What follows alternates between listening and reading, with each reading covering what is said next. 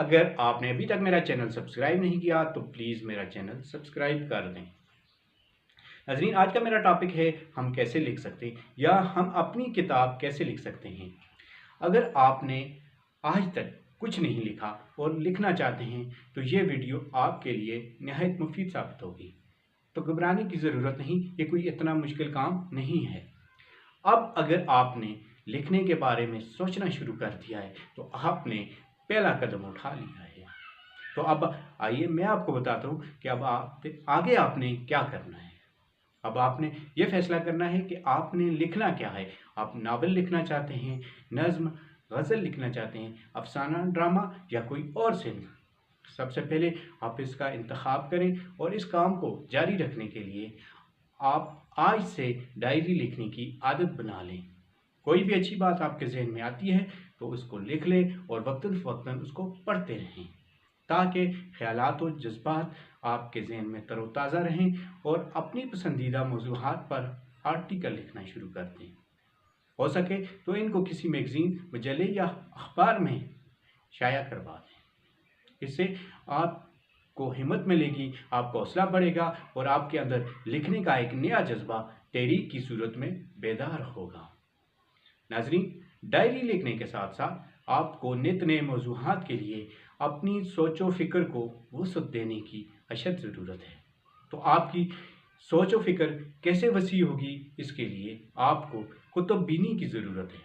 सहीफ़ा इनकलाब कुरान मजीद फुरकान हमीद की पहली आयत का पहला लफ्ज़ इकरा हमें पढ़ने की तरगीब दिलाता है। तो कुरान मजीद और हदीस मुबारक के साथ साथ अच्छी किताबों का मुताला करें, तारीख़ पढ़ें, माशियात पढ़ें, सियासियात पढ़ें, इमरानियात पढ़ें और इकबालियात जैसे अलूम को पढ़ें और वो किताबें जिनमें आपकी दिलचस्पी का पहलू नुमायाँ हो उनको पढ़ें ताकि ज़्यादा आप पढ़ सकें और आप जितना ज़्यादा पढ़ेंगे उतना ज़्यादा आप लिख सकेंगे। और कुतुब बीनी से ही आपके पास ज़ख़ीरा अल्फाज होगा और आप में लिखने का एतमाद बढ़ेगा। लिखने के लिए एक और चीज़ जो आपके लिए मुफीद साबित होगी वो है मुशाहिदा।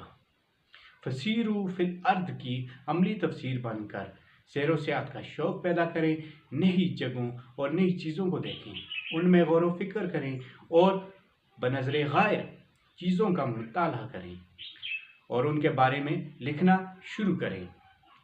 इस तरह आपके पास मवाद का एक ज़ख़ीरा जमा हो जाएगा और आपको की सोच व फ़िक्र को वसअत मिलने के साथ साथ आपको लिखने में भी आसानी होगी।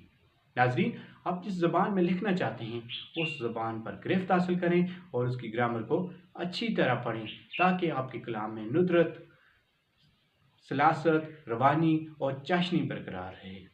नाज़रीन, ये कोई इतना मुश्किल काम नहीं है। आप इन चीज़ों पर अमल करके, इन बातों पर अमल करके आप अपनी किताब तहरीर कर सकते हैं। तो इस वीडियो को लाइक भी करें और शेयर भी करें। अल्लाह हाफ़िज़।